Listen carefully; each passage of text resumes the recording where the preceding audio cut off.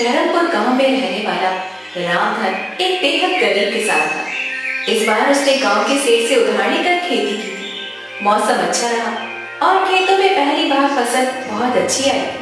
पूरे परिवार में एक उम्मीद जाग उठी थी। देखो सुनीता, इस बार कितनी अच्छी फसल हुई है।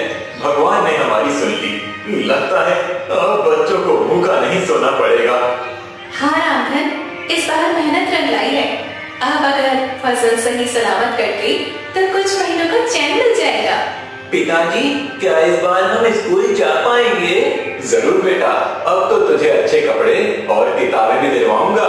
पिताजी, मेरे लिए क्या लाओगे? बोलो ना पिताजी। तेरे लिए गुड़िया और नई चूड़ियां लाऊंगा।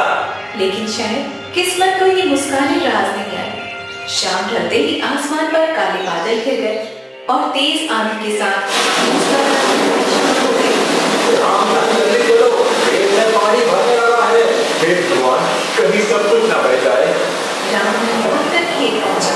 वहां का दृश्य देखकर उसका दिल बैठ गया। खेत पूरा पानी में भर चुका था और सारी फसल भी डूब चुकी। अब क्या बचा भगवान? सब कुछ खत्म हो गया। मेरी मेहनत, मेरी उम्मीद सब बह गई। अब बच्चों को क्या खिलाएंगे जी? घर में तो एक मुट्ठी अनाज भी नहीं बचा है। अगले दिन सुबह रामधन सेठ हरिराम के पास गया, जिसके पास से उसने कर्जा लिया था। उसे उम्मीद थी कि शायद सेठ थोड़ा सा समय दे देगा। सेठ जी, बारिश में सब कुछ बर्बाद हो गया। थोड़ी मोहलत दे दीजिए। अगली बार फसल होगी तो सारा कर्ज चुका दूंगा। तुम्हें अब कोई मोहलत नहीं मिलेगी रामधन। कागज के हिसाब से अब वो जमीन मेरी है। सेठ जी, वो मेरी पुश्तैनी जमीन है। आप ऐसा मत करिए। मुझे कागज से मतलब है, भावना से नहीं।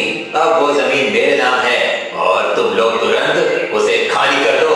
रामधन की जमीन भी चली गई और उसके पास अब कुछ भी नहीं बचा था।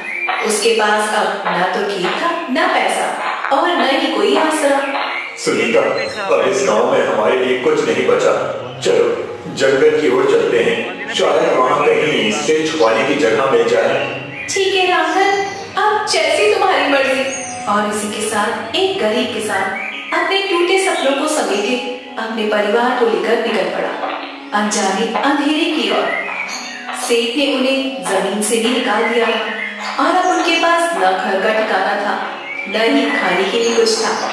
रामधन का परिवार एक बार फिर सड़क पर था। बारिश अब रुक चुकी थी, लेकिन उनके जीवन की बरसात थमने का नाम ही नहीं ले रही थी। चलो सुनीता, अब पीछे मत देखो। जो हो गया उसे सोचने से कुछ नहीं होगा। अब घर नहीं बचा सुनीता, बस जिम्मेदारी बची है इन बच्चों की। इन्हें भूखा नहीं सोने दूंगा, चाहे मुझे कुछ भी करना पड़े। पिताजी, अब हम कहाँ जाएंगे? बेटा, अभी हम एक जगह चल रहे हैं। वहाँ शायद कोई बूढ़े बाबा रहते हैं, जंगल के किनारे पर। सुना है वो अच्छे इंसान हैं। मुझे बहुत भूख लगी है बाबू, मुझे खाना चाहिए। थोड़ा और चल ले बेटा, वहाँ पहुँचते ही कुछ इंतजाम कर लेंगे। रामधन का परिवार गांव से बाहर निकलकर जंगल की ओर बढ़ गया। उन्हें दूर से ही एक टूटी हुई कुटिया दिखाई दी। पास जाने पर देखा वहाँ पर एक बूढ़ा साधु अपनी धुनी रमाए बैठा था। बाबा प्रणाम। हम लोग बहुत मुसीबत में हैं। हमारे पास अब कुछ भी नहीं बचा। बेटा, तुम्हारे चेहरे पर ईमानदारी दिख रही है। तुम चाहो तो इस कुटिया में रह सकते हो। कुछ ज्यादा नहीं है, लेकिन सिर छुपाने की जगह मिल जाएगी। आपका धन्यवाद बाबा, भगवान आपको सुख दे। अब वही टूटी कुटिया उनका नया ठिकाना बन गई थी।